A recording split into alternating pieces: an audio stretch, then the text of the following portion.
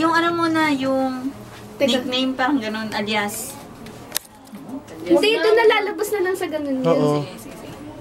Paano sasabihin ko? Ay, tanong. Ay, sige. Game. Ano? Game. Game na. Oh, kanina pa. Edit naman to eh. Ano po? Volume mo. Ano nga ba ang weteng? Ang weteng, nakakatulong sa may hirap. Dahil sugal yan eh. Dahil yan, binubola.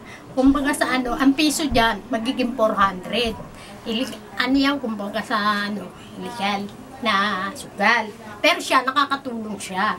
Hindi siya, kahit anong sugal, hindi nawawala ang weteng. So, ano po? May pabuti po bang naidudulot yung weteng sa mga tao, saka po sa ekonomiya ng bansa? Meron din. Halimbawa, ang ibang sugal na kagaya ng karera, o di ba magkano? Ang ano namin, piso, pwede na sa tatay mo ng piso dahil magiging 400. Yung iba, pag walang pantayaw, pang ano, dun lang sa wetting sila kumukuha ng pag-asa na para tumama. Okay. Okay. Para tumama. Nakakaano rin naman to. Yun nga lang, bira, magpatama ka, dun nakakaano ang kubrador. Ang 100 kasi doon, mababa na 10%. Pero pag tumama ka naman sa 400, meron kami doon, 40. So, paano po ba ang proseso ng weteng? Paano po ito ginagawa? Bawa, may isang mananaya, may hawak ang ballpen, tatanungin namin siya kung magkano tatayan mo. Kami naman, sinusulat namin. Pero sasabihin namin, halimbawa, ang taya ng 5 piso, magiging 2,000. Pero yung 200% namin, magiging 1,008. Yung ang pinaka namin, bahala na kung bigyan kami ng balata o hindi. Pero doon lang kami kumukuha ng porsyento sa 2,000. Pero bibigay namin sa taong maayos, 1,800. Yun na nga lang kung bibigyan kami o hindi. Dahil yun ang ano namin. Ano po yung kubrador? Kubrador, kami. Papataya kami sa tao, kahit sinong tao. Basta kami, kilala. Tapos yun, pinapasok namin sa kabo. Yun namang kabo, siya nag-ano sa amin. Halimbawa, magkano pasok mo, magkano ang ano mo, tapos may patama kang ganito, pero ang pera, kanya namin pinapasok.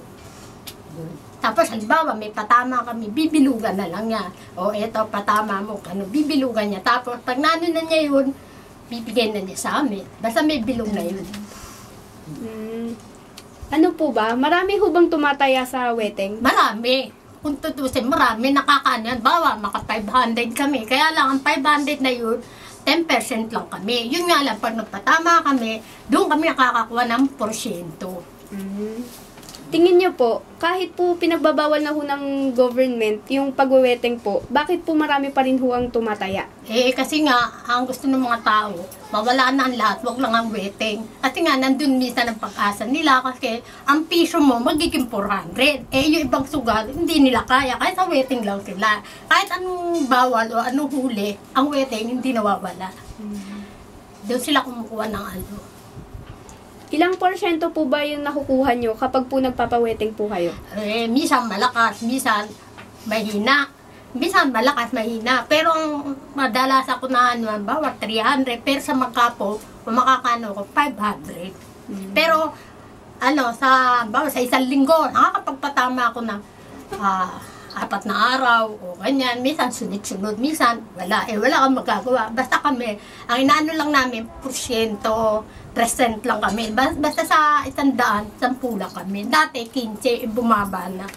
Kasi nga, may higpit ng pinagbabawal. Pero kami, naglalagay naman kami sa City Hall. Kahit anong ano nila, naglalagay kami. Hindi pa pwedeng wala kaming lagay. Dahil madalas kaming papasukin ng, alam nyo na, mga kalabat, mga pulis. Pero ako, nahuli na ako. Pero, pag nahuli ka naman, sagot ka naman ng pinanter namin eh. Ngayon, pag inano ka, siyempre, pahinga muna, ganun. Tapos, pabalik kami uli. Hindi pwedeng din lang kami sagutin eh. Kung di ka nila kami sasagutin, ba't pa kami magpapaweteng? Ayun na. Ayun. Salamat po. Sige po, thank you po.